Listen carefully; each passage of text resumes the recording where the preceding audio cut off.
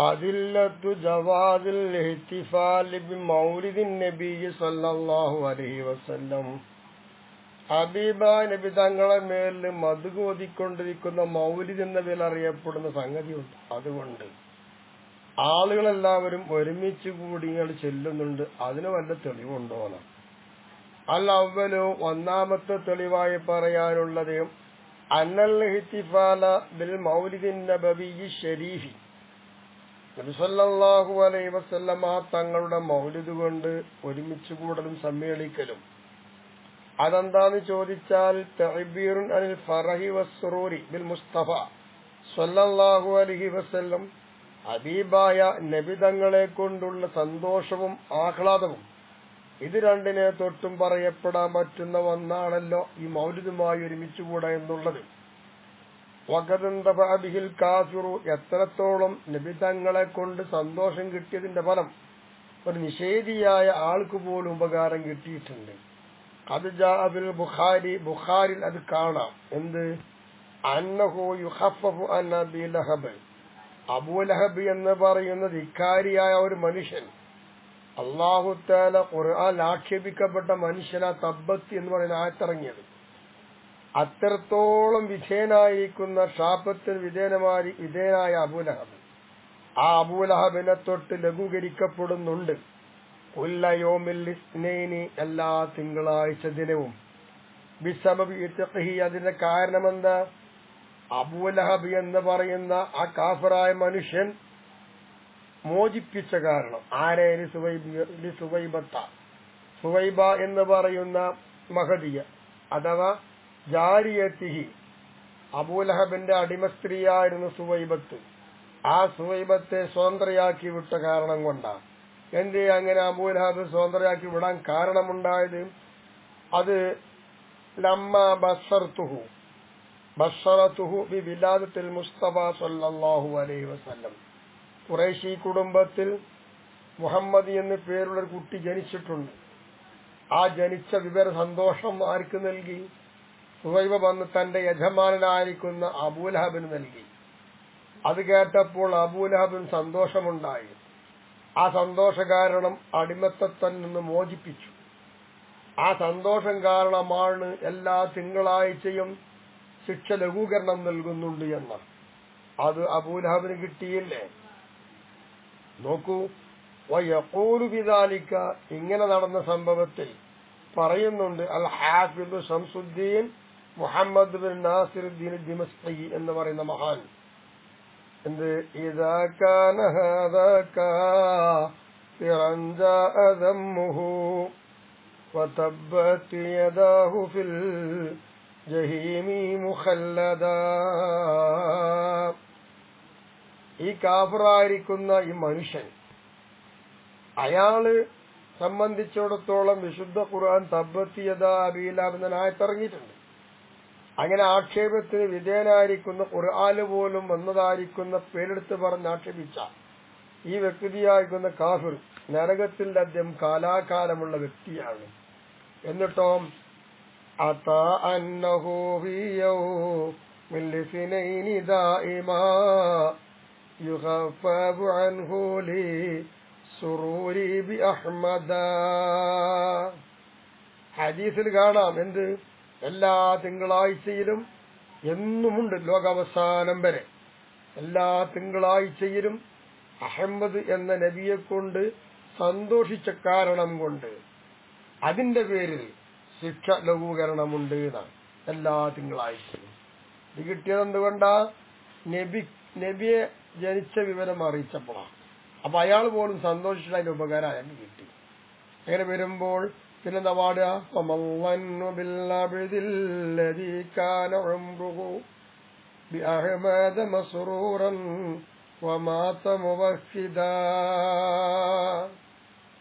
അപ്പൊ തന്റെ ആയുഷ്കാലം മുഴുവനും അഹമ്മദ് എന്ന് പറയുന്ന മുത്തുനബിനെ കൊണ്ട് സന്തോഷിച്ച് ജീവിക്കുന്ന ഒരു അടിമ, അയാൾ ലാ ഇലാഹ ഇല്ലല്ലാഹിൽ അടിയുറച്ച് വിശ്വസിച്ച് തൗഹീദായി മരിച്ച മുവഹ്ഹിദായി മരിച്ചാണ്.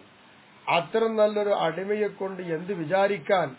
അതിൽ ഇപ്പുറം എത്രയോ കണക്കില്ലാതെ കിട്ടുമെന്നല്ലേ. അപ്പൊ എന്താണ് അതിന്റെ അർത്ഥം മനസ്സിലായത്? മൗലൂദ് ഓതിയാൽ മുത്തുനബി തങ്ങളെ കൊണ്ടുള്ള ഗുണം നമുക്ക് കിട്ടും, അത് നാളെ പാരത്രിക ലോകത്ത് ഗുണമുണ്ട് എന്ന് ഈ ചരിത്രവും ഇതൊക്കെ നമ്മൾ അറിയിക്കുന്നില്ലേ, അതന്നെ ഒരു തെളിവ്. അപ്പൊ അതുകൊണ്ട് മൗലിദ് തെറ്റാന്ന് പറയാൻ എന്ത് ന്യായം? ഈ അസ്സാനി രണ്ടാമത്തെ തെളിവ് അന്നഹു സല്ലല്ലാഹു അലൈഹി വസല്ലം കാന യുഅല്ലിമു യൗമ മൗലിദിഹി, ഹബീബായി നബി തങ്ങൾ തന്നെ തന്റെ ജന്മദിനമായിരിക്കുന്ന തിങ്കളാഴ്ചയെ നബിതങ്ങൾ ആദരിച്ചിട്ടുണ്ട്. നബിതങ്ങൾ തന്നെ ആ ജന്മദിനം ആഘോഷിച്ചിട്ടുണ്ടെന്നർത്ഥം. നോക്കൂ, യസ്കുറുല്ലാഹ തആല ഫീഹി അലാ നിഅമതിഹിൽ കുബ്ര അലൈഹി, മുത്തുനബി തങ്ങളുടെ മേലിൽ അന്നേ ദിനത്തിൽ വലിയൊരു അനുഗ്രഹം അല്ലാഹു ചെയ്തിട്ടുണ്ട്. വതഫളുലിഹി അലൈഹി, മുത്തുനബി തങ്ങളുടെ മേൽ അല്ലാഹു ഔദാര്യങ്ങളും ശ്രേഷ്ഠതയും നൽകി. അതിന്റെ മേലിൽ മുത്തുനബി തങ്ങൾ അല്ലാഹനെ സ്തുതിക്കുന്നു, ശുക്ർ ചെയ്യുന്നു. എന്ത് കാരണം കൊണ്ട്? ബിൽ വുജൂദി ലിഹാദിൽ വുജൂദ്, ഈ കാണുന്ന എല്ലാ വുജൂദിനും വുജൂദാണ് നബി. ആ നബിയുള്ളത് കൊണ്ടല്ല ഇതൊക്കെ ഉണ്ടായത്. എന്താ അങ്ങനെ പറയാൻ കാരണം? ഇത് സഇദ ബിഹി കുല്ലു മൗജൂദിൻ, എല്ലാ സൃഷ്ടികളും ജയിക്കുന്നതും വിജയിക്കുന്നതും ഒക്കെ എന്തുകൊണ്ടാണ്? മുത്തുനബി തങ്ങൾ കാരണം കൊണ്ടാണ്. വകാന യുഅബ്ബറു അൻ ദാലിക തഅലീമി, വകാന യുഅബ്ബറു അൻ ദാലിക തഅലീമി ബിസിയാമി, അങ്ങനെ ആ ഒരു ദിനത്തെ ആദരിക്കുന്നതിനെ തൊട്ട് പറയപ്പെടാം, നോമ്പ് കൊണ്ട് പറയപ്പെടാമായിരുന്നു. ഇല്ലേ? നോക്ക്, കമാ ജാബിൽ ഹദീസി വകാന യുഅബ്ബറു അൻ ദാലിക തഅലീമി, നബി തങ്ങൾ ആ ദിനത്തെ ആദരിക്കുന്നതിനെ തൊട്ട് നബി തങ്ങൾ ഇബാറത്തിട്ട് പറഞ്ഞ ബിസിയാമി, നോമ്പ് നോൽക്കണം എന്നാ. അതേ ഹദീസിൽ കാണാം, കമാ ജാബിൽ ഹദീസി അൻ അബി ഖത്താദത, അബി ഖത്താദ തങ്ങളെ തൊട്ട് ഹദീസിൽ വന്നതുപോലെ എന്താണ് വന്നത്? അന്ന റസൂലുള്ളാഹി സ്വല്ലല്ലാഹു അലൈഹി വസല്ലമ സുഇല അൻ സൗമി യൗമിൽ ഇസ്നൈനി, ഒരാൾ വന്നിട്ട് നബിനോട് ചോദിക്കുകയാണ്, അല്ല നബിയെ, തിങ്കളാഴ്ച നോമ്പ് നോൽക്കുന്നതിനെ കുറിച്ച് എന്താ അങ്ങയുടെ അഭിപ്രായം എന്ന് ചോദിക്കും. ഫഖാല, അപ്പോൾ മുത്തുനബി തങ്ങൾ അതിന് കൊടുത്ത മറുപടി ഫീഹി ഉലിത്തു വഫീഹി ഉൻസില അലയ്യ എന്നാണ്. എന്നെ ജന്മം നൽകപ്പെട്ടതും ഞാൻ ജനിച്ചതും തിങ്കളാഴ്ചയാണ്, ആ തിങ്കളാഴ്ചയിലാണ് എന്റെ മേൽ ഖുർആൻ ഇറക്കപ്പെട്ടതും. കണ്ടോ, അത്തരമൊരു ആദരവ് നൽകി അതിനെ നബി തങ്ങൾ ആഘോഷമാക്കി ഇബാദത്ത് കൊണ്ടാണ്. അത് നബി തങ്ങൾ അംഗീകരിച്ചില്ലേ? അതും ഒരു ജന്മദിനം കൊണ്ട് തന്നെയല്ലേ ഉള്ളത്. മുസ്ലിം റിപ്പോർട്ട് ചെയ്ത ഹദീസാണിത്. വഹാദ ഫീ മഅൽ ഇഹ്തിഫാലി ബിഹി, അപ്പോ ഈ മൗലിദ് കൊണ്ട് അവിടെ ഒരുമിച്ച് കൂടാം എന്നൊരു ആശയത്തിൽ തന്നെയാണ് ഈ പറഞ്ഞതും. എന്താ കാരണം? പക്ഷെ അങ്ങനെയാണെങ്കിലും ഇല്ല അന്ന സൂറത്ത മുഖ്തലിഫത്തുൻ, ഒരുമിച്ച് കൂടാൻ പറ്റുന്ന രൂപങ്ങൾ വിവിധങ്ങളായിരിക്കും. വലാകിന്നൽ മഅന മൗജൂദുൻ സവാഉ വലാകിന്നൽ മഅന മൗജൂദുൻ, എങ്കിലും എന്താണ് ഇവിടെ മാന എത്തിക്കപ്പെട്ടത്? സവാഉൻ കാന ദാലിക, അങ്ങനെയുള്ള ആശയം ബിസിയാമിൻ, അത് നോമ്പ് നോറ്റുകൊണ്ടാണോ ആദരിക്കുന്നത്? അങ്ങനെ ആവട്ടെ. ഔ ഇത്ആമി ത്വആമിൻ, അല്ലെങ്കിൽ ഭക്ഷണം നൽകിക്കൊണ്ടാണെങ്കിൽ അങ്ങനെ ആയിക്കോട്ടെ.